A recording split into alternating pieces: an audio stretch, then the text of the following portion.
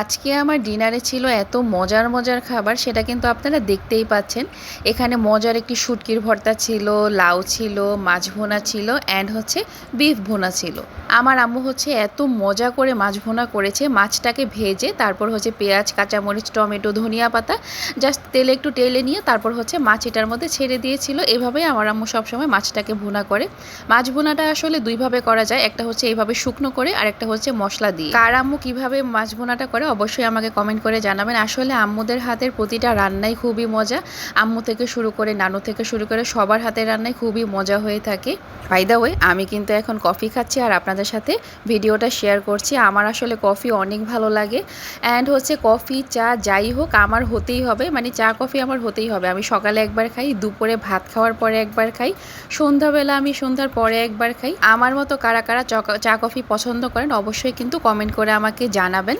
And শুটকির ভর্তাটা এত পরিমাণ মজা ছিল, ও মাই গড! আপনারা কিভাবে শুটকির ভর্তাটা খান?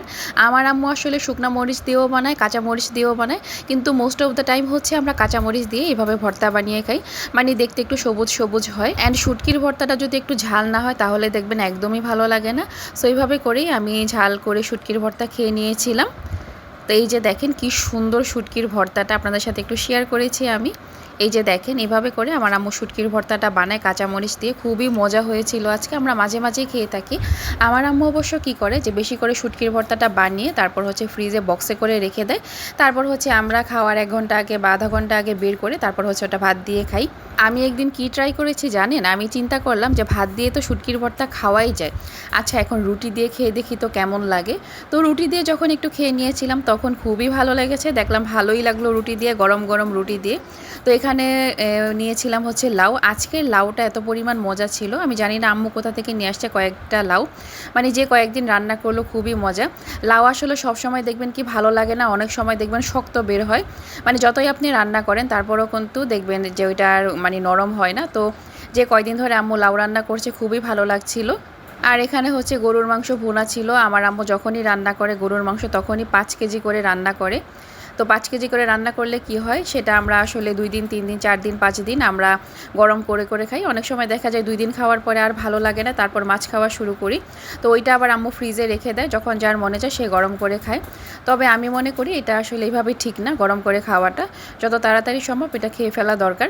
তো আমার গরুর মাংসটা অনেক ভালো লাগে অনেক, আর হাড্ডিওয়ালা মাংস তো আমার খেতেই হবে। আমার আসলে নর্মালি যে মানে নরম মাংসটা সেটা আমার ভালো লাগে না, আমি সবসময় হাড্ডিওয়ালা মাংসটা খাই, কারণ হাড্ডি খেতে আমার ছোটোবেলা থেকেই ভালো লাগে। হাড্ডি, মাছের কাঁটা এগুলো খেতে খুবই ভালো লাগে।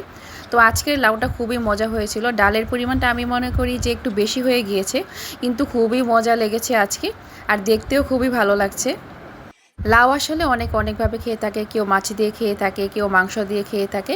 তো আমার আম্মু বেশিরভাগ সময় হচ্ছে এখানে মুরগির যে ছাল পাখনা সেটা দিয়ে রান্না করে, তারপর হচ্ছে ডাল দিয়ে রান্না করে, ডিম দিয়ে রান্না করে, যে যেভাবে খায় আর কি। আর এই হাড্ডিটা কিন্তু খুবই মজা ছিল, আমার কাছে খুবই ভালো লেগেছে। আর আমি অলওয়েজ কী করি, গরুর মাংসর যে নরম অংশটা থাকে সেটা আমি খাই, কারণ হচ্ছে বেশি শক্তটা খেলে দেখবেন দাঁত ব্যথা করে, মানে দাঁতের ভিতরে মাংসগুলো ঢুকে যায়। তাই আমি আসলে অলওয়েজ চেষ্টা করি নরম মাংসটা খাওয়ার জন্য। সো সবাই ভালো থাকবেন, আর আমাদের জন্য দোয়া করবেন। টাটা।